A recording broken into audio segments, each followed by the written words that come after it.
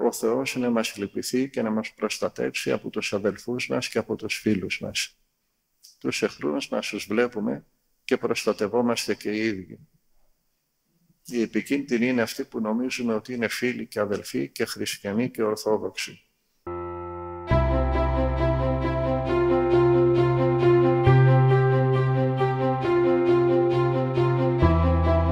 Πάντα ο διάβολος ξέρει που χτυπάει. Το πρόβλημα είναι να καταλάβουμε κι εμείς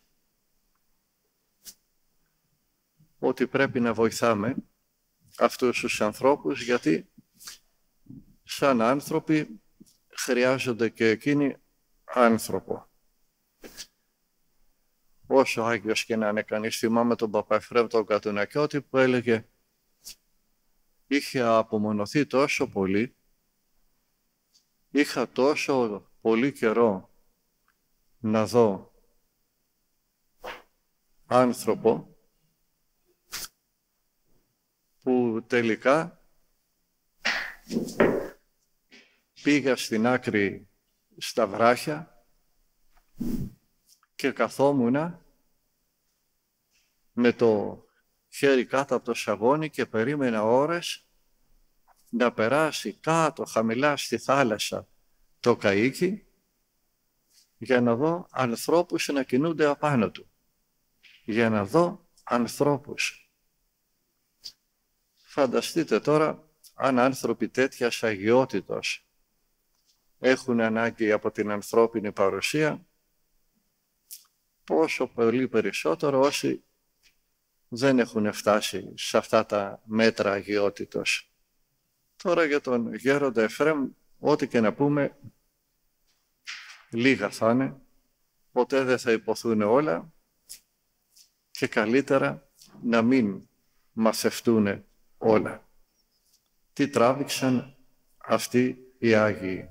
Γιατί αυτό που μας πονάει πάντα είναι το ότι όλα αυτά τα μαρτύρια έχουν προέλθει από κοντινούς ανθρώπους, από διπλανούς ανθρώπους. Φυσικά έχει και μια λογική. Ποιον θα φέρει ο διάβολος να σε πολεμήσει, κάποιον από τη Βενεζουέλα ή από το Αφγανιστάν? Πού θα τον βρει? Τον διπλανό σου θα ξεσηκώσει. Και όποιος διπλανός μας δεν έχει το μυαλό του στη θέση του, που σημαίνει δεν είναι προσεκτικός, που σημαίνει είναι αφηρημένος και πνιγμένος στο ίντερνετ και οι άλλοι είναι παρεπόμενα, αυτός θα γίνει και ο πειρασμός σου. Όπως με όλους, έτσι έχει γίνει και με τον Εφραίμ και τον Κατουνακιώτη, αλλά περισσότερο τον Φιλοθεήτη, που τον λέμε τώρα πια της Αριζόνας. Αυτοί οι άνθρωποι τα βγάλανε πέρα με τον συγκεκριμένο τρόπο που τα βγάζουν πέρα και τα καταφέρνουν όλοι οι Άγιοι. Ξεκινώντας από τα καθημερινά για να φτάσουν στα αιώνια. Ξεκινώντας από τα απλά για να φτάσουν στα αφάνταστα που δεν τα χωράει το μυαλό του ανθρώπου. Και όταν λέω από τα απλά, εννοώ από την νηστεία, εννοώ από την καθημερινή προσευχή, εννοώ από την αγρυπνία, εννοώ από την υπομονή στη συμβίωση με τους αδελφούς, πράγματα που ισχύουν βέβαια και για τους οικογενειάρχες και για τις οικογένειες. Γιατί λέει ο Άγιος Ιωάννης ο Χρυσόστομος, και ο κοσμικός και ο παντρεμένος οφείλει να κάνει ό,τι κάνει και ο μοναχός, βέβαια στα μέτρα των δυνατοτήτων του, των επιτρεπομένων. Γιατί πολλοί παρασύρονται και διαλύουν το μυστήριο του γάμου. Το μόνο που επιτρέπεται στον κοσμικό, στον παντρεμένο και δεν επιτρέπεται στον μοναχό, είναι να έχει γυναίκα. Όλα τα άλλα, ό,τι κάνει ο μοναχός, θα κάνει και ο παντρεμένος. Γι' αυτό λοιπόν θα ξεκινήσουμε από τα απλά, από τα καθημερινά και μην στοχεύουμε κατευθείαν ουρανούς, γιατί θα σκοντάψουμε και θα σπάσουμε τα μούτρα μας. Αλλά τον αγώνα που θα κάνουμε να τον κάνουμε αποφασισμένοι. Θα ζήσουμε και θα πεθάνουμε για τον Χριστό. Έζησε και πέθανε για μας, θα ζήσουμε και θα πεθάνουμε για Εκείνον. Έτσι έκαναν όλοι. Ο Απόστολος Παύλος μας προτρέπει, μιμητέ μου γίνεσαι καθώς και εγώ Χριστού. Να μιμηθούμε τον Χριστό, να μιμηθούμε τον Απόστολο Παύλο. Όλοι ξέρουμε τι τράβηξε και ο Απόστολος Παύλος. Όταν αποφασίσανε να τον σκοτώσουνε, τον σκοτώσανε με πέτρες και φύγανε και έζησε επειδή νομίσανε ότι ήταν πεθαμένος. Τον τραβήξανε από το πόδι και τον επετάξανε πτώμα και φύγανε. Και επειδή έμεινε ένας Λουκάς και τον εγλίτωσε, απόκτησε ο κόσμος τον Απόστολο Παύλο. Το ίδιο θα γίνεται με όλους τους Ιεραποστόλους, το ίδιο γίνεται και με τον Εφραίμ της Αριζώνας, το ίδιο γίνεται παντού και πάντα. Όταν είχαμε πρωτοπάει στο μοναστήρι το 1973, στη Μονή Φιλοθέου, το μοναστήρι είχε μόνο καμιά δεκαριά γεροντάκια. 12, ούτε ξέρω πόσα ήταν, ούτε που τα μέτρησα. Είπανε του γέροντα, ο οποίος ήταν σε μια σκήτη εκεί κοντά, εμείς στο μοναστήρι είμαστε μια χούφτα γεροντάκια. Εσείς εδώ σε ένα κελί είσαστε πάνω από 20 άτομα και όλοι νέοι και οι πιο πολλοί επιστήμονες. Πάρ' τους και ελάτε στο μοναστήρι.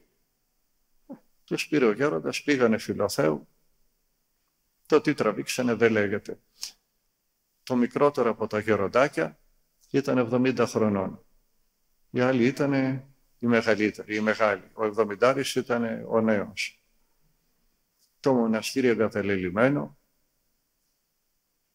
Είχε έρθει τότε ένας Γεώργος που λέγανε ότι είχε πάει στο Θιβέτ και είναι γνωστή η ιστορία του, με γκουρού και το ένα και το άλλο, και τον έχω φιλοξενήσει τότε στην Φιλοθέου και τον βλέπω μια μέρα με ένα φίδι στα χέρια και ερχότανε καμαρωτός. Του βάλα τις φωνές. Πού το πας ρε, του λέω.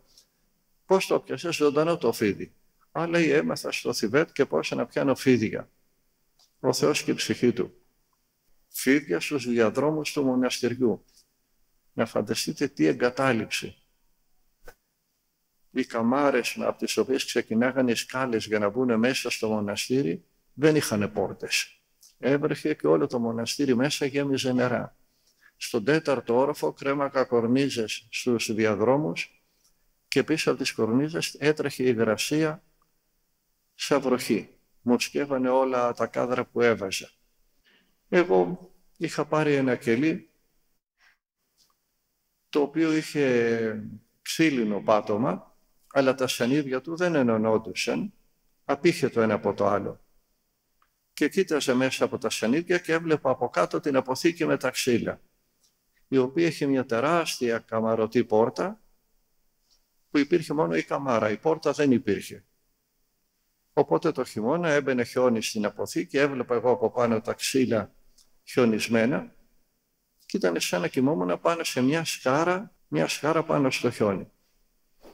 Ξυπνάγαμε 10 η ώρα πριν τα μεσάνυχτα, κάθε νύχτα, όλες τις νύχτες, όλες τις εβδομάδες, όλους τους μήνες, όλα τα χρόνια. 10 η ώρα πριν τα μεσάνυχτα μέχρι 6 ώρα το πρωί. Κάναμε 8 ώρες αγρυπνία κάθε νύχτα. Και ετοίμαζα από το βράδυ τη σώπα, ώστε στις 10 η ώρα που θα σηκωθώ να θέλει μόνο ένα σπίρτο, μπας και ζεσταθεί αυτός ο χώρος. Πεταγόμουν από το κρεβάτι σε ένα χώρο κατάψυξη, όρμαγα στη σώπα, έβαζα το σπίρτο, ήτανε πλαγιαστή, έπαιρνε μεγάλα ξύλα, έτρεχα να ρίξω λίγο νερό στα μάτια μου, τι νερό, μερικές σταγόνες πέταγα, έκανα έναν καφέ, καθόμουν να πιω τον καφέ, ώσπου να πιούμε τον καφέ διαβάζαμε κάτι που θα μας βοηθούσε στην αγρυπνία. Όταν τέλειωνε το καφεδάκι, σβήναμε και τη λάμπα που ήταν λάμπα πετρελαίου. Δεν υπήρχε ρεύμα. Έσβηνα και τη λάμπα, να κάνω την αγρυπνία, να κάνω τις μετάνοιές μου Τελικά δεν άντεξα και πήγα στο γέροντα να παραπονεθώ. Γέροντα, ευλόγησον, λέω.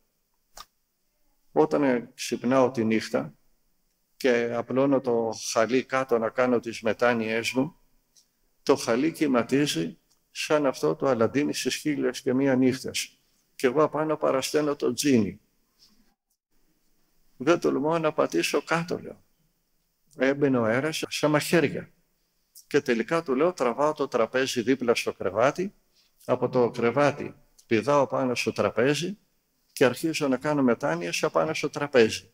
Μετά από αυτό του λέω, θα πιάσω δουλειά σε τσίρκο, θα βγάλω ένα σωρό λεφτά. Δεν τολμάω να πατήσω στο πάτωμα.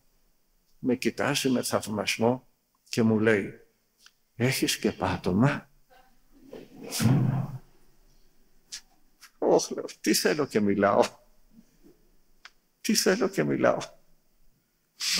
Και για να μας δώσει κουράγιο, που έλεγε ο καημένος, τι τράβηξε εκείνος όταν πρωτοπήγε πάνω στα βράχια και στις τρύπες του Άθωνα, μου δίνει, μου λέει ο παππούς Ιωσήφ, ένα κουρελάκι, μια κουρελού, μου δείχνει μια τρύπα σε ένα βράχο και μου λέει, εκεί θα κοιμάσαι. Και είπα, να είναι ευλογημένο. Μπήκα, λέει, μέσα, άπλωσα την κουρελού, κοιμήθηκα, ξύπνησα τη νύχτα, έκανα την αγρυπνία. Το πρωί παίρνω την κουρελού, βγαίνω έξω, την εστίβω, την ρίχνω σε ένα βράχο να τη χτυπήσει όλη μέρα ο ήλιος. Το βράδυ την ξαναρίχνω πάλι μέσα, κοιμάμαι απάνω, κάνω τις μετάνοιες, το πρωί τη στίβω, την ρίχνω πάνω στο βράχο, το πάτωμα της σπηλιάς είχε νερά. Και δεν είπε, πού μου είπατε να κοιμηθώ? Κοιμότανε πάνω στα νερά. Και εγώ είχα και πάτωμα και μίλαγα. Άλλη φορά, πώς πήγαμε απόψε, αγόρι μου, γιατί κάθε μέρα μετά από την αγρυπνία παρακολουθούσε τους συλλογισμούς μας. Τι πολεμούσε τον καθέναν. Ο κάθε ένας από εμάς είναι και ένας κόσμος διαφορετικός. Του έλεγα εγώ τι πόλεμο είχα. Ο πιο μεγάλος πόλεμος όλων μας στην αρχή είναι πώς να ξυπνήσεις 10 η ώρα πριν τα μεσάνυχτα και να μείνεις ξύπνιος ως 6 ώρα το πρωί. Αν είναι δυνατόν. Πέφταμε 5,5 ώρα να κοιμηθούμε, κοιμόμασταν 4,5 ώρες, δεν στερούμασταν τον ύπνο, κοιμόμασταν κανονικά 4,5 ώρες το βράδυ και μετά τις 6 το πρωί κοιμόμασταν άλλες 2 ώρες, 2,5. 7 ώρες φτάνει και παραφτάνει, όλοι τόσο κοιμώνται. Αλλά όπως ήταν σπαστές, ήμασταν ξύπνοι και όλες τις μέρες και όλες τις νύχτες. Ναι, προσπάθησε να ξυπνήσεις 10 η ώρα και να μείνεις ξύπνιος ως τις 6 το πρωί και θα τα πούμε. Οπότε πάω μια μέρα, πώς πήγαμε απόψε, αγόρι μου, να, γέροντα, με πήρε ο ύπνος και ξύπνησα με το τάλαντο. Όχι, μου λέει, για κανένα λόγο. Για κανένα λόγο. Εγώ, λέει, όταν νίσταζα, έβγαινα έξω από τη σπηλιά, έμπαινα μέσα στο χιόνι μέχρι το στήθος και καθόμουν εκεί. 1 ώρα, 2 ώρες, 3 ώρες. Τον κοίτασα, δεν έλεγα τίποτα. Άλλη φορά, λέει, όταν δεν είχε χιόνι, έπαιρνα φόρα και χτυπιόμουν πάνω στα βράχια. Χτυπιόταν με όλη του τη δύναμη, είχε μελανιάσει το σώμα του από τα χτυπήματα, για να καταπολεμήσει τον ύπνο, για να μην κοιμηθεί. Προτιμούσαμε, μου λέει, τον θάνατο από τον ύπνο της παρακοής. Λογικό είναι ότι σπέρνεις, θερίζεις. Τα έδωσε στο Θεό όλα, του τα έδωσε και ο Θεός όλα. Και όταν τον καλέσανε και πήγε Φιλοθέου, έβαλε το μοναστήρι σε μια σειρά, ήταν ιδιόρυθμο, το έκανε κοινόβιο. Το τι δουλειά δεν μπορείτε να φανταστείτε να γίνει αυτό το ερείπιο, το παλάτι που είναι τώρα. Ευτυχώς 5-6 από τους πατέρες ήταν μαραγκοί επιπλοποιοί. άλλοι ήταν υδραυλικοί, άλλοι ήταν άχρηστοι, μαθηματικοί, γιατροί, επιστήμονες, για πέταμα. Αλλά υπήρχαν και άνθρωποι χρήσιμοι, ηλεκτρολόγοι, που δεν είχαμε ηλεκτρισμό βέβαια, αλλά κόψε το φως στον επιστήμονα από το ρεύμα και να δεις πώς θα βγει έξω τρέχοντας. Και θα φωνάζει που είναι ηλεκτρολόγος. Κλείστου το διακόπτη του επιστήμονα και να δεις πώς θα βγει και θα φωνάζει πανικόβλητος που είναι ο υδραυλικός. Και έτσι έγινε η Φιλοθέου παλάτι. Μετά από μερικά χρόνια, λέω ωραία είμαστε εδώ, τον βλέπω έφτιαχνε, έχει ένα γκρεμό δίπλα το μοναστήρι και ένα ερείπιο ενός μεγάλου Αγίου Νεομάρτυρα, του Αγίου Δαμιανού, τον σκότωσαν οι Τούρκοι. Και το ανακαίνιζε ο γέροντας. Είχε βάλει, το χτίζανε, το φτιάχνανε. Λέω, γέροντα, γιατί το φτιάχνετε αυτό εδώ? Ένα αγόρι μου λέει, τώρα που μπήκε το μοναστήρι σε μια σειρά, σκέφτομαι να αφήσω ένα άλλον ηγούμενο και εγώ να αποσυρθώ εδώ και όπως ξεκίνησα τη ζωή μου στην έρημο, έτσι να την τελειώσω και εδώ, σε αυτή την πλαγιά, στην έρημο. Να κοιμηθώ εν ειρήνη. Ναι. Άλλα μεν σκέφτεται ο άνθρωπος, άλλα δε Θεός και λέει. Σε έρημο κοιμήθηκε, αλλά σε ποια έρημο? Και με τι ειρήνη κοιμήθηκε, αυτός και η καρδιά του το ξέρει. Και εκεί που περίμενε ότι θα κοιμηθεί δίπλα στη Φιλοθέου, βρέθηκε να λειτουργάει στο Καναδά και στη Χονολουλού. Και μάλιστα το ωραίο είναι ότι στη Χονολουλού, για να δείτε ότι καλό θα είναι να βάζουμε φρένο στην Ορθοδοξία μας και στην τήρηση των κανόνων, γιατί καμιά φορά τηρώντας το γράμμα του νόμου, σκοτώνουμε τον αδερφό και το πνεύμα του νόμου. Λειτουργούσε στη Χαβάη, δεν είχαν ψάλτη, μόνο ένας ήξερε βυζαντινή μουσική, μόνο ένας έψελνε βυζαντινά και αυτός ήταν Κινέζος και δεν ήταν χριστιανός. Ούτε όχι λευκός δεν ήτανε, όχι μαύρος δεν ήτανε, όχι Κινέζος και δεν ήταν καν χριστιανός. Ο γέροντας δεν ήξερε, έλεγε τι ωραία ψέλνει, τι ευλογημένη ψυχή. Όταν του είπανε μετά ότι δεν είναι χριστιανός, κόντεψε να λιποθυμήσει. Τι θα λέγανε οι άλλοι? Φύγε, δεν σε θέλουμε γιατί δεν είσαι χριστιανός, και θα καθόντουσαν να κοιτάζουν ένας τον άλλον. Πέρασαν τα χρόνια, οι 20 που πήγανε γίνανε 30, γίνανε 40, γίνανε 50, 60, 70, 80, 90, αρχίζανε να ζητάνε και από άλλα μοναστήρια. Στείλε και σε εμάς, στείλε και σε εμάς, στείλε και σε εμάς. Γέμισε άλλα 3 μοναστήρια.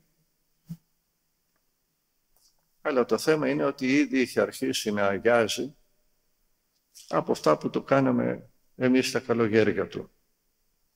Πολλές φορές λέω, καλύτερα είναι να μην μαθευτεί τι υπέφερε αυτός ο άνθρωπος από τους υποτακτικούς του.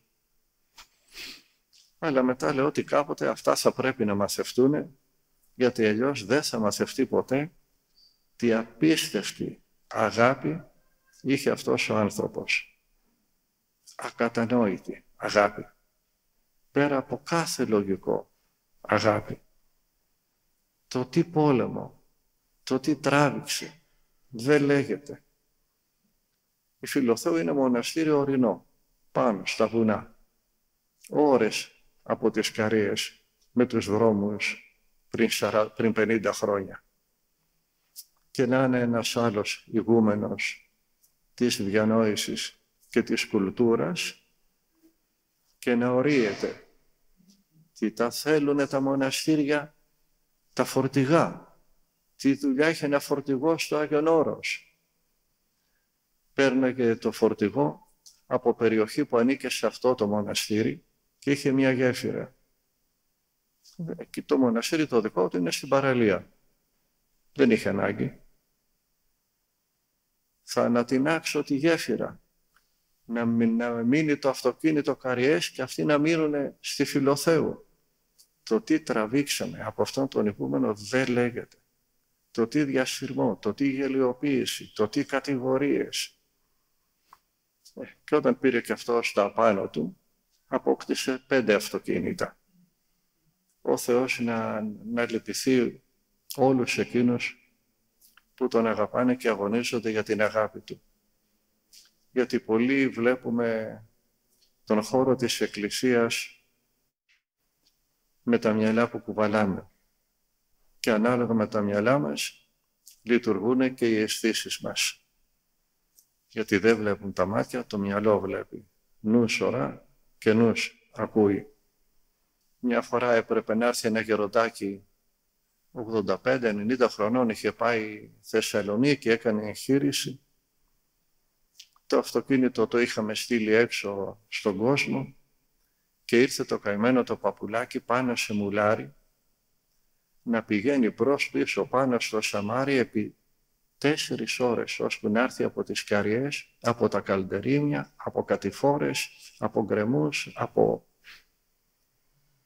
Όταν ήρθε στο μοναστήρι, το γέροντα δεν τον είχαν ενημερώσει και σωστά, τον είδα τόσο στεναχωρημένο. Δεν μπορούσε, λέει, να φανταστώ αυτό το πράγμα. Θα μπορούσε να πληρώσει ένα από τα αυτοκίνητα που είναι στις Καριές να το φέρουν το γεροντάκι. Ο Θεός να μας λυπηθεί και να μας προστατεύσει από τους αδελφούς μας και από τους φίλους μας. Τους εχθρούς μας τους βλέπουμε και προστατευόμαστε και οι ίδιοι. Οι επικίνδυνοι είναι αυτοί που νομίζουμε ότι είναι φίλοι και αδελφοί και χριστιανοί και ορθόδοξοι. Γιατί έχουν δώσει πολλές αποχρώσεις στη λέξη ορθοδοξία. Όσο περνούσαν τα χρόνια, μεγάλωναν και οι πειρασμοί, μεγάλωναν τα στεφάνια που έπαιρνε το γεροντάκι. Από 1002 αφορμές. Μια φορά έλειπε εκτός Αγίου Όρους, ένας μικρούλης με σκουλαρίκι στο αυτί, ξεκινάει από το χωριό του, βαμμένο το μισό μαλλί, μοντέρνος της εποχής, με ένα σακίδιο στην πλάτη, βρέθηκε στη Λάρισα, έπαθε μια ασθένεια, τον επεριποιηθήκαμε, λένε οι άνθρωποι που το φροντίσανε το παιδί, και του λένε «Πού πας ρε αγόρι μου, θέλω να κάνω ορειβασία στον Όλυμπο». Και του λέμε «Καλά, αν το πάθαινες αυτό στον Όλυμπο, ποιος θα σε έβρισκε?» Ανήλικος ήτανε. Δεν ήταν 18 χρονών, 17 χρονών ήταν. Και ήταν και μια σταλίτσα ανθρωπάκι. Αν το πάθαινες αυτό στον Όλυμπο, ποιος θα σε έβρισκε? Θέλω να κάνω ορειβασία. Θα σου πούμε εμείς να πας σε ένα βουνό. Σε ποιο βουνό? Στο Άγιον Όρος. Πού είναι αυτό? Του είπαμε, λέει, πώς θα έρθει η Ουρανούπολη, πώς θα μπει στο πλοίο. Ούτε ήξερε που πήγαινε. Πήγε, βρέθηκε η Ουρανούπολη, μπήκε στο πλοίο, καταβήκαν όλοι από το πλοίο, κατέβηκε και εκείνος. Μπήκαν όλοι σε ένα λεωφορείο, μπήκε και εκείνος. Βγήκανε όλοι από το λεωφορείο στις Καριές, είδε κάποιους που μπαίνανε σε ένα φορτηγό. Έτσι κάνουν, λέει εδώ. Μπήκε και αυτό στο φορτηγό και βρέθηκε στη Φιλοθέου. Ενθουσιάστηκε. Έμεινε. Στέλνει μήνυμα στους δικούς του, θα γίνω καλόγερος. Το τι έγινε δεν λέγεται. Είναι δίδυμος, 2 δίδυμα. Λέει το άλλο το δίδυμάκι, μην ανησυχείτε, καθίστε εδώ, θα πάω να τον εφέρω σηκωτό. 17χρονο και εκείνο. Έρχεται να πάρει τον αδερφό του, ξετρελάθηκε, έμεινε και αυτός. Το τι έγινε δεν μπορείτε να φανταστείτε. Το τι κατηγορίες στο γέροντα δεν μπορείτε να φανταστείτε. Ο γέροντας, αν μην έχει ιδέα εν τω μεταξύ, δεν ήταν καν στο μοναστήρι. Αυτός που παραπάζει ανήλικα, αυτός που παρασέρνει ανήλικους, έρχεται η αστυνομία, έρχονται με εισαγγελέα, τα βγάλανε σηκωτά τα πιτσιρίκια στον αέρα. Το τι βρυσίδι άκουσε ο γέροντας ο καημένος δεν λέγεται. Να γράφουν χερέκακα οι εφημερίδες, να αναμεταδίδει ο ηγούμενος που τον μισούσε μέχρι σήμερα. Αυτά κάνει ο Εφραίμ, έτσι παρασέρνει τους νεαρούς. Ήρθε μετά από καμιά 20 μέρες ο γέροντας, φυσικά δεν διαβάζει εφημερίδες. Ούτε ήξερε τι είχε γίνει. Τα έμαθε μετά. Γράψανε τα μικρά, το ένα στο πανεπιστήμιο της πόλης του, το άλλο σε ένα πανεπιστήμιο στην Κρήτη. Την επόμενη χρονιά, την ημέρα των γενεθλίων τους που γίνανε ενήλικοι, ξεκινάει ο ένας από την Κρήτη, ξεκινάει ο άλλος από την πόλη του και ήρθαν και γίνανε και δύο καλόγεροι. Και είναι μέχρι σήμερα μοναχοί, οι δίδυμοι στο Άγιον Όρος. Δεν μπορούμε να καταλάβουμε κάποια πράγματα. Ένας μεγάλος, με πολλά χαρίσματα, που τα χρησιμοποίησε για πολύ κακό, είχε πει κάτι έξυπνο. Οι ιδέες είναι σαν τα καρφιά. Όσο τα χτυπάς, τόσο πιο βαθιά μπαίνουνε. Έτσι και με τα διδυμάκια. Και έτσι και με τον καθέναν. Όσο πιο πολύ πολεμάς την άποψή του, τόσο πιο πολύ εκείνος αισθάνεται υποχρεωμένος να την υπερασπιστεί. Και ο ένας διασυρμός μετά τον άλλον. Φεύγει ένας φυσικός. Έρχεται, γίνεται μοναχός. Η μάνα του, επί 2 χρόνια, δεν ήξερε ο γέροντας, και εκείνη δεν ήξερε βέβαια ότι πολλές φορές ο γέροντας δεν ταξίδευε πάντα με το λεωφορείο. Δεν υπήρχε η άνεση των κινήσεων που υπάρχει τώρα. Ακόμα και ο δρόμος που πήγαινε Θεσσαλονίκη, Ουρανούπολη, πέρναγε πάνω από ένα βουνό, τον Χολομόντα, με τέτοιες στροφές που όλοι κάνανε μετό. Όταν έφτανε στην Ουρανούπολη, όλοι ήταν κατακίτρινοι, δεν μπορούσαν να σταθούν στα πόδια τους. Δεν υπήρχε η άνεση της κίνησης που υπάρχει τώρα. Πολύ δύσκολα χρόνια. Η μάνα του παιδιού που ήρθε στην Φιλοθέου να γίνει μοναχός, περίμενε με το όπλο, με την καραμπίνα τον γέροντα επί 3 χρόνια στη στάση του λεωφορείου. Δεν θα τον βρω, θα τον σκοτώσω. Πιάνει έναν δημοσιογράφο, του λέει αυτό και αυτό έκανε ο Παπα Εφραίμ, μου κλέψε το παιδί μου. Το παιδί δεν ήταν και τόσο παιδί, αφού είχε τελειώσει πανεπιστήμιο, ολόκληρο γαϊδούρι ήτανε, αλλά για τη μαμά και 70 χρόνων να είσαι και να είναι 90, θα σου λέει ντύεσαι να μην κρυώσεις. Παιδί ήταν για εκείνη. Λέει ο δημοσιογράφος, μην ανησυχείς, τέτοια θέλουμε.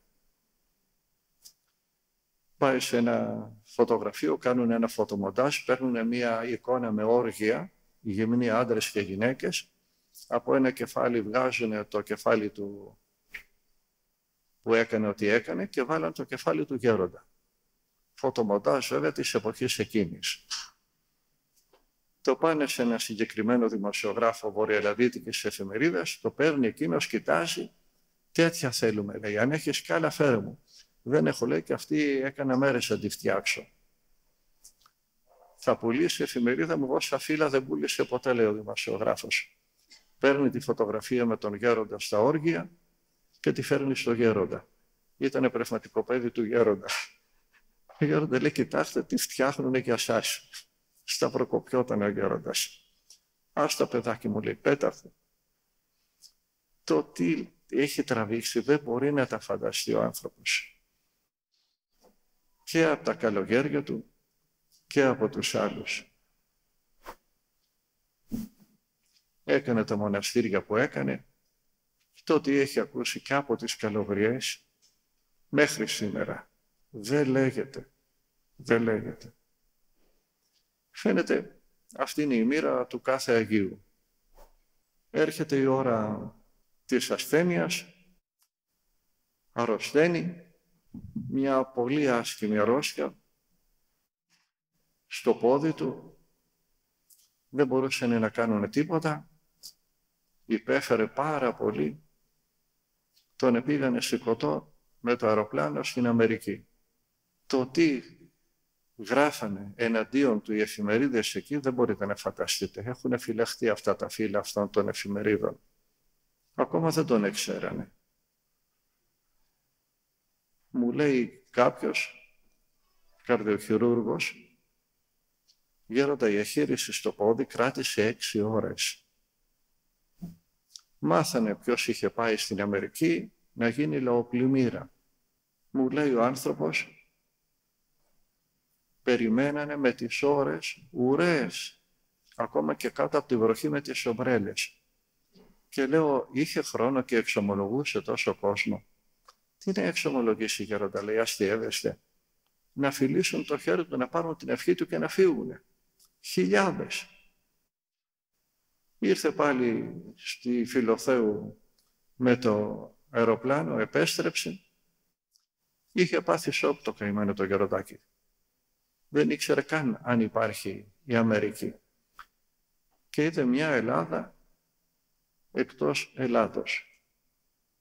Του είχαν βάλει 2 λάμες, 2 μέταλλα στο κόκαλο του ποδιού, μία λάμα από τη μια πλευρά του κόκαλου, μια λάμα από την άλλη, και είχαν βάλει βίδες και είχαν βιδώσει αυτά τα μέταλλα στο κόκαλο, ώστε να θρέψει το κόκαλο, και έπρεπε τον επόμενο χρόνο να ξαναπάει, να ασκήσουν το κρέας, το πόδι, να το ανοίξουν, να βγάλουν τις βίδες και τα μέταλλα και να το ξαναράψουν πάλι.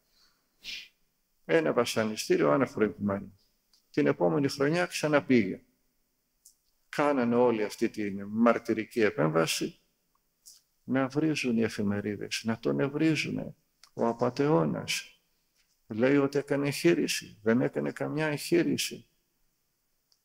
Και μου λέει, ας μην πω το όνομά του, ο μεγάλος αυτός Έλληνας γιατρός, τους είπα, ή θα ζητήσετε συγγνώμη ή θα σας κάνω καταγγελία και θα σας κλείσω την εφημερίδα. Γιατί στην Αμερική σε κάποια πράγματα δεν αστειεύονται. Κατατρομοκρατηθήκαν εκείνοι και δημοσιεύτηκε την επόμενη μέρα άρθρο. Ο τίτλος έπιανε όλο το πλάτος της εφημερίδας. We lied. Είμαστε ψεύτες. Είπαμε ψέματα για τον Εφραίμ. Ποιος το θυμάται?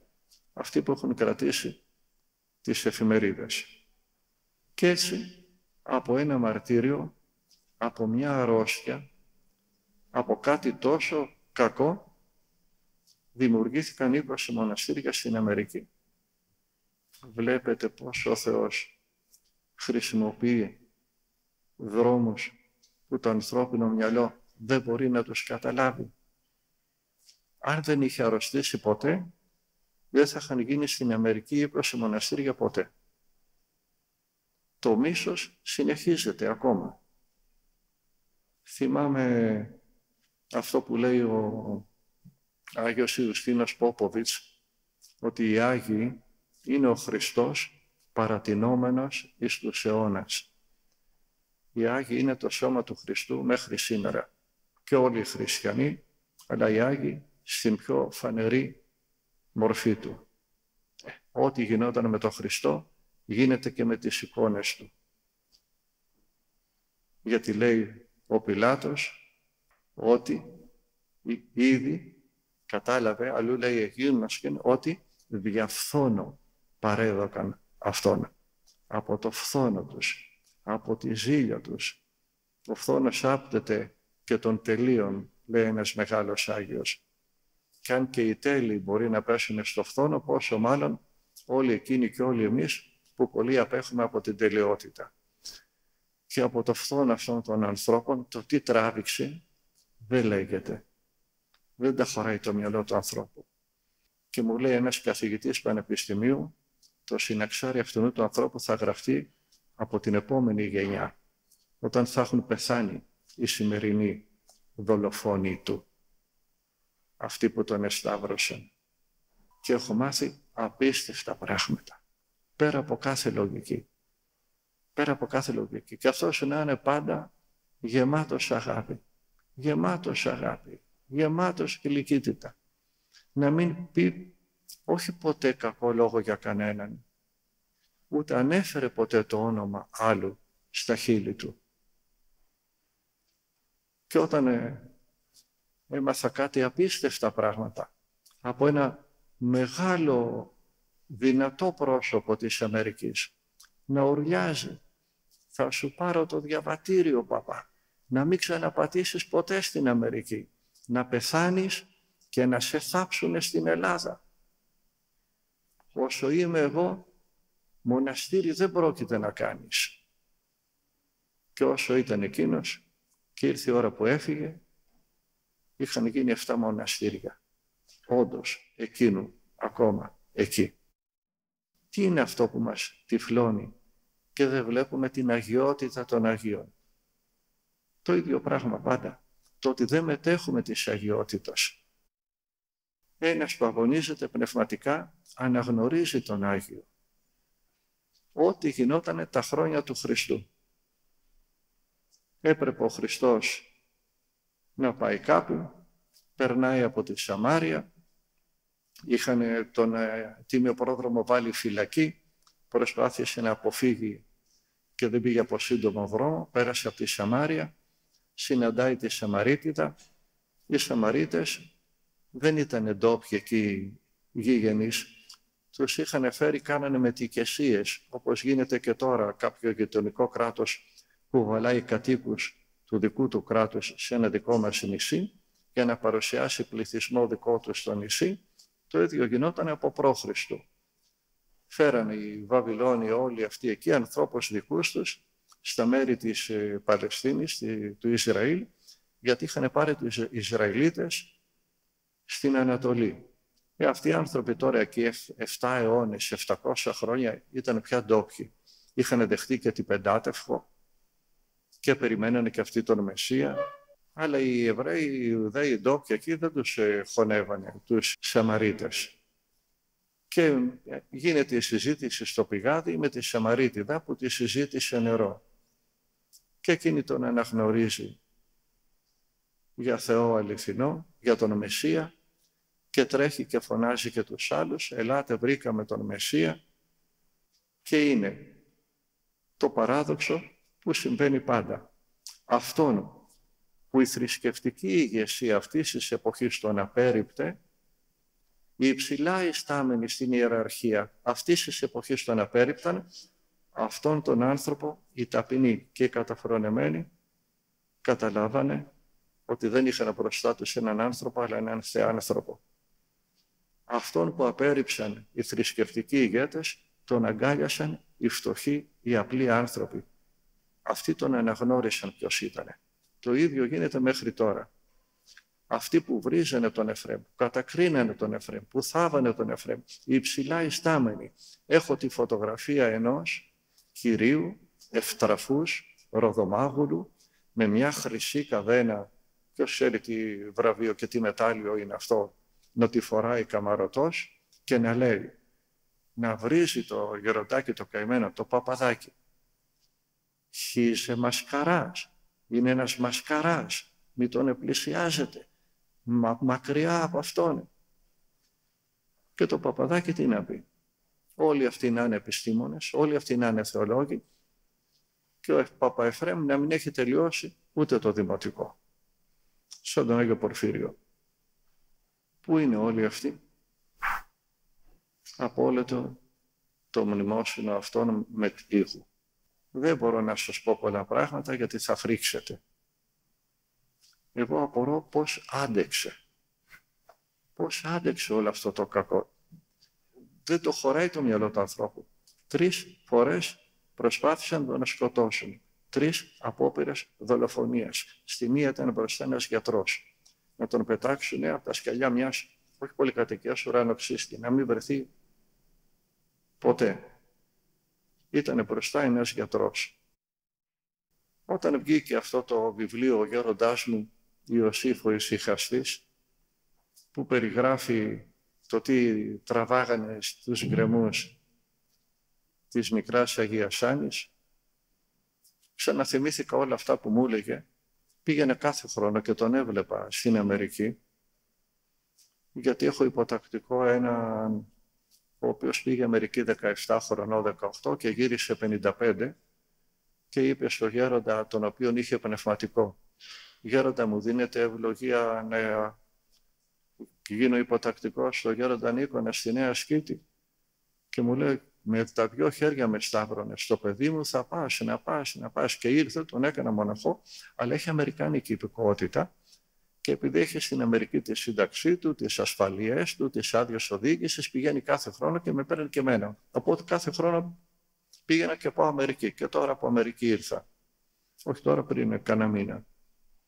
Και έβλεπα τον γέροντα κάθε χρόνο. Γέροντα, λέω, πώς αντέξατε τέτοια πράγματα και τέτοια κακοπάθεια και τέτοια μαρτύρια στον Άθωνα πάνω? Και τι μου λέει? Αγόρι μου, όλα αυτά που τράβηξα 60 χρόνια στο Άγιον Όρος δεν είναι τίποτα μπροστά σε αυτά που τράβηξα μία μέρα στην Αμερική. Μη μάθει ποτέ άνθρωπος τι έχει συμβεί. Να μην γραφτεί ποτέ ολόκληρο το συναξάρι αυτού του μεγαλομάρτυρα. Να μην γραφτεί ποτέ ολόκληρο. Γιατί αν μαθευτούν κάποια πράγματα θα ντραπούμε όλοι που ανήκουμε στο ανθρώπινο είδος. Και όμως οι απλοί άνθρωποι τον αγκάλιασαν. Οι απλοί άνθρωποι είδανε στον παπά Εφραίμ τον παπά του χωριού τους. Αυτοί που φύγανε από τα νησιά, αυτοί που φύγανε από τα χωριά, αυτοί που φύγανε από τα βουνά για να φάνε ένα κομμάτι ψωμί, είδανε τον παπά που είχαν αφήσει πίσω και τον αγκάλιασαν. Και αυτοί οι απλοί φτωχοί άνθρωποι κάνανε αυτό το θαύμα το απίστευτο των 20 μοναστηριών, κόντρα σε κάθε λογική, πέρα από κάθε λογική. Ποτέ δεν είχε δει η ιστορία τέτοιο φαινόμενο. Έναν άνθρωπο, ένα παπαδάκι του Δημοτικού, να γεμίσει 4 μοναστήρια στο Άγιον Όρος, να στηρίξει και να γεμίσει ή απλώς να στηρίξει και να βοηθήσει 10 μοναστήρια γυναικεία στην Ελλάδα και 20 στην Αμερική. Πότε είχε δει η ιστορία ένα άτομο να έχει κάτω από το όνομά του πάνω από 30 μοναστήρια? Ούτε η ιστορία της Ορθόδοξης Εκκλησίας, ούτε η ιστορία του Πάπα. Και αυτό να είναι ένα παπαδάκι του Δημοτικού. Τι μας εμποδίζει να καταλάβουμε? Ότι δεν τα έκανε αυτά αυτό το παπαδάκι που δεν ήξερε ούτε να μιλήσει. Δεν ήταν ο μεγάλος ρήτορας να πεις ότι παρασέρνει τα πλήθη με την εφράδιά του, με το λέγειν του. Άμα τον ακούσετε στο ίντερνετ, έχει μια φωνή σαν ένα κοριτσάκι 13 χρονών. Μία. Λες, ποιος μιλάει, τι είναι αυτό που μιλάει? Για να καταλάβουμε ότι δεν είναι ανθρώπινο αυτό που έγινε. Είναι ο Θεός μέσα από αυτό το παπαδάκι που έκανε αυτό το απίστευτο έργο. Γιατί λοιπόν οι θεολόγοι και οι ψηλά ιστάμενοι δεν μπορούν να το δούνε? Γιατί το είδε αυτό ο κόσμος αμέσως? Ο γέροντάς του, ο Ιωσήφ ο Ησυχαστής, παραδέχτηκε η ιεραρχία, τον αγιοκατάταξη ιεραρχία, ότι είναι Άγιος, πότε? Πριν 2 χρόνια. Ξέρετε ότι έχω δει εικόνες του Ιωσήφ του Ησυχαστή σε μοναστήρια να τον αγιογραφούν με φωτοστέφανο δεκάδες χρόνια πριν πει το Πατριαρχείο ο Ιωσήφ ο Ησυχαστής είναι Άγιος. Δεκάδες χρόνια. Και όχι μικρές εικόνες, φορητές μονάχα, τοιχογραφίες σε μοναστήρια. Από τη μια μεριά, τοιχογραφία κοντά 2 μέτρα ύψος, ο Άγιος Γρηγόριος ο Παλαμάς, με το χέρι απλωμένο να κρατάει την εκκλησία, και από την άλλη μεριά ο Ιωσήφ ο Ησυχαστής να κρατάει την εκκλησία μαζί με τον Άγιο Γρηγόριο τον Παλαμά. Οι 2 μεγάλοι στήλοι της εκκλησίας. Πριν ο Ιωσήφ ο Ησυχαστής, Άγιο καταταχτή. Πώς λοιπόν οι άνθρωποι ξέρουν ότι αυτός ο Ιωσήφ ο Ησυχαστής ήταν Άγιος? Έτσι ξέρουν και αν είναι ο Εφραίμ Άγιος. Δυστυχώς μοραίνει Κύριος ον βούλεται απολέσει. Και όλοι εκείνοι οι κύριοι και οι κυρίες, γιατί μπήκανε και κάποιες δεσποινίδες στη μέση να βρίζουν τον Εφραίμ, δεν είχαν διαβάσει Κίκεργκορ να ξέρουν αυτό το ωραίο που είπε. Πεθαίνει ο τύραννος και η βασιλεία του τελειώνει. Πεθαίνει ο μάρτυρας και η βασιλεία του αρχίζει. Λοιπόν, το αίμα των Αγίων είναι το αίμα του Χριστού, είναι η σπορά του Χριστού. Και αυτός ο άνθρωπος μαρτύρησε με απίστευτο τρόπο. Παρακαλάω το Θεό και όταν ακόμα μαθευτούν, να μην μαθευτούν ονόματα για αυτά που του κάνανε. Και εντός Ελλάδος και εκτός Ελλάδος. Εντός Ελλάδος όχι τόσο. Πιο πολύ τορμήσεις σαν ένα-δυο από άγνοια άλλοι στο όρος, για να επαληθευτεί εχθροί του ανθρώπου η οικιακή αυτού και να μάθουμε να μην αναφέρουμε για κανέναν προσωπικά τίποτα. Δεν ξέρετε αν τα πράγματα αυτών που κατακρίνεται είναι όπως φαίνονται. Μπορεί να συμβαίνουν πράγματα που δεν τα καταλαβαίνετε. Κατακρίνετε τα έργα του, ναι, αν σας φαίνονται ότι δεν είναι σωστά. Ποτέ τον άνθρωπο. Ποτέ τον άνθρωπο. Γιατί θα βρεθείτε στην κόλαση χωρίς να το καταλάβετε. Τα έργα όταν είναι κακά δεν μπορείς να πεις είναι καλά. Είναι. Όταν είναι αιρετικά δεν μπορείς να πεις είναι ορθόδοξα. Είναι αιρετικά. Δεν θα κατακρίνεις τον αιρετικό.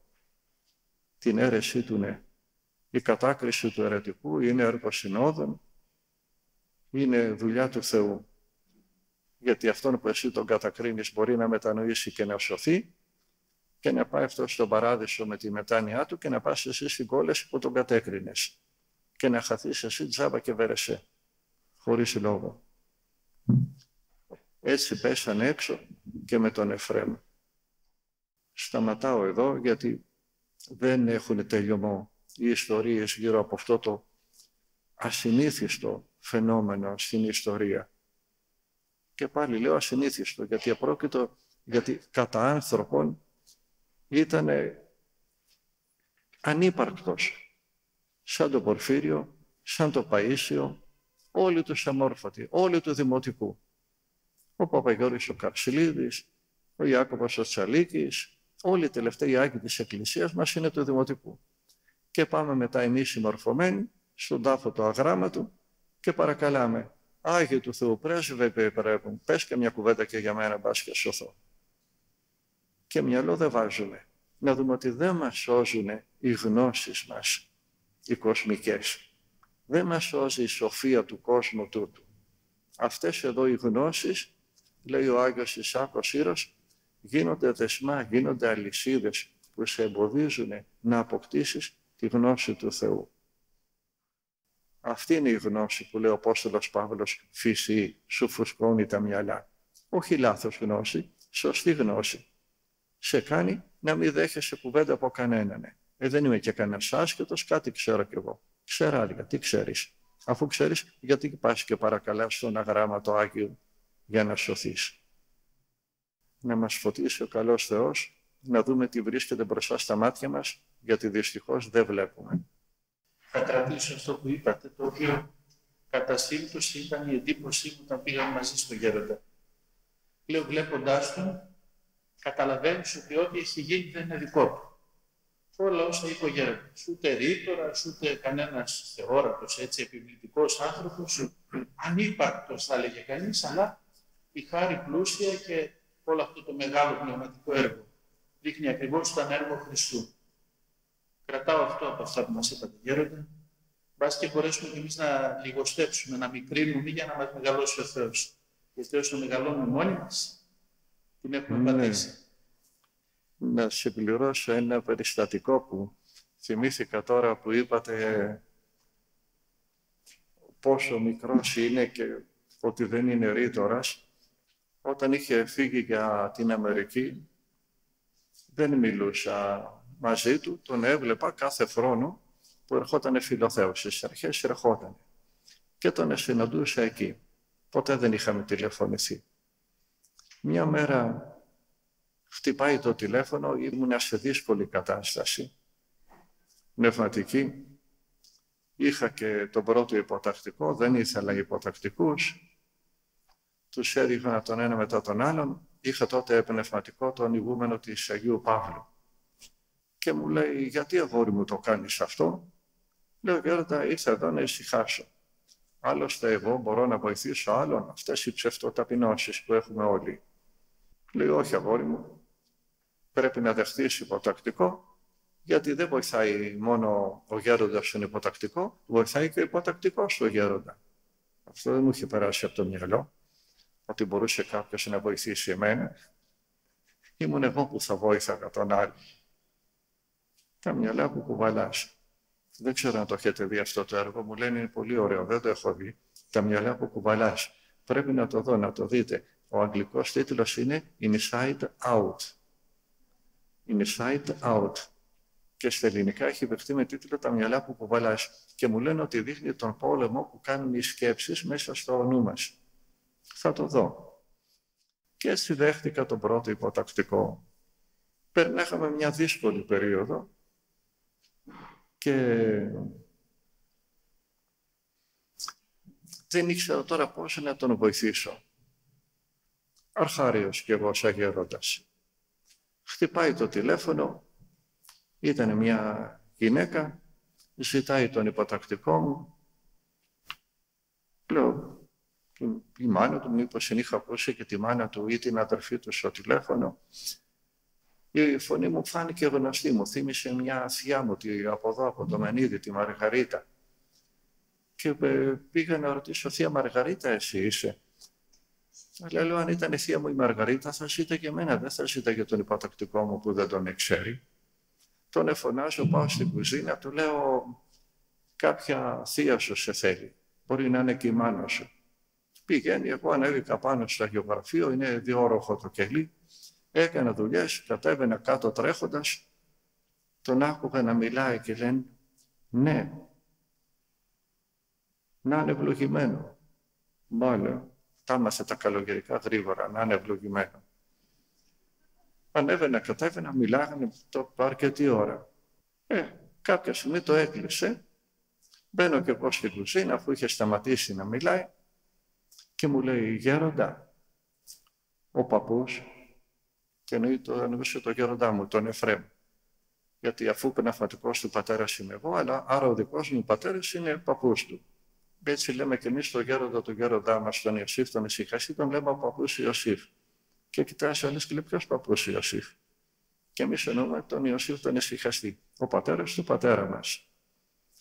Και επειδή ο γέροντάς μου είναι ο πατέρας μου και εγώ ο πατέρας υποτακτικού μου, μου λέει ο υποτακτικός μου, γέροντα, ο παππούς μας βλέπει από την Αμερική.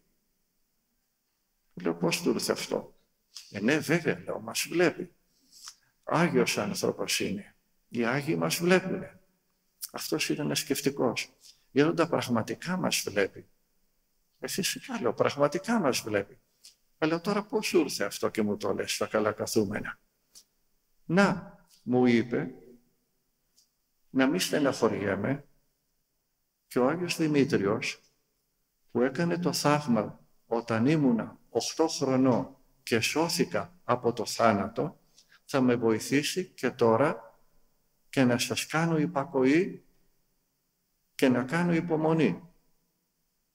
Τάθηκε και λέει, ποιος σου τα είπε αυτά? Ο παππούς. Ποιος παππούς, του λέω? Ο παππούς Εφραίμ γέροντα από την Αμερική. Πότε σου τα είπε αυτά? Να τώρα, λέει, με εκείνον μιλούσε. Κόντεψε να πάθω συγκοπή.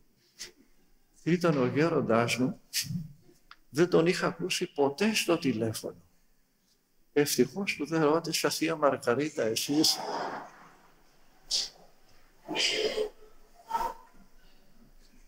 Θα πέθαινα από την ντροπή μου μετά. Άκουσα μια φωνή, λέει, λέω, γνωστή είναι αυτή η φωνή. Πώς με φύλαξε η Παναγία και δεν είπα, θεία Μαργαρίτα, εσείς? Και μου λέει, θέλω τον Κωνσταντίνο, και τον εφώναξα. Ο γέροντας ήτανε, του λέω. Ναι, γέροντα, ο γέροντάς σας ήτανε. Και τι σε ήθελα? Ο γέροντάς μου, Εφραίμ, δεν ήξερε ότι έχω υποτακτικό. Δεν ήξερε ότι τον υποτακτικό μου τον λένε Κωνσταντίνο. Είχα σκοπό να του το πω όταν θα ερχόταν πάλι στη Φιλοθέου αυτή τη χρονιά. Πώς είναι δυνατόν να ήξερε ότι ο υποτακτικός μου όταν ήταν 8 χρονών κόντεψε να πεθάνει και τον έσωσε ο Άγιος Δημήτριος στη Θεσσαλονίκη? Από πού θα μπορούσε να τα ξέρει αυτό το παπαδάκι στην Αριζόνα για έναν που δεν τον είχε δει ποτέ στη ζωή του? Και μου είπε ότι ο τίμιος πρόδρομος που τον έχω σε τόσο μεγάλη ευλάβεια δεν θα με εγκαταλείψει. Πραγματικά, ο υποτακτικός μου έχει σε μεγάλη ευλάβεια τον τίμιο πρόδρομο. Από πού θα μπορούσε να το ξέρει ο Εφραίμ στην Αριζόνα, που δεν είχε δει ποτέ τον υποτακτικό μου, που δεν τον είχε συναντήσει ποτέ? Δεν μπορούμε να καταλάβουμε ότι δεν είμαστε μόνοι μας. Πάντα υπάρχουν αυτοί που μας βλέπουν, που μας ακούνε, που μας σκεπάζουν, που μας προστατεύουν, που μας βοηθάνε. Ώστε να ξυπνήσουμε και να καταλάβουμε ότι η Βασιλεία του Θεού έχει έρθει. Η Βασιλεία του Θεού έχει αρχίσει. Δεν είναι μελλοντικό γεγονός. Είναι πλέον παρελθόν και παρόν. Όταν το συνειδητοποιήσουμε αυτό, θα πάψουμε και να ανησυχούμε και να φοβόμαστε. Και θα χαιρόμαστε που ανήκουμε στην Εκκλησία του Χριστού και των Αγίων Του, σαν τον Ιωσήφ τον Ησυχαστή, σαν τον Εφραίμ της Αριζόνας, σαν τον πατέρα Παΐσιο, σαν τον πατέρα Πορφύριο. Ο Θεός να συγχωρέσει που τους λέω ακόμα πατέρα Παΐσιο, πατέρα Πορφύριο, αλλά επειδή τους είχα γνωρίσει, τους βλέπω ακόμα έτσι.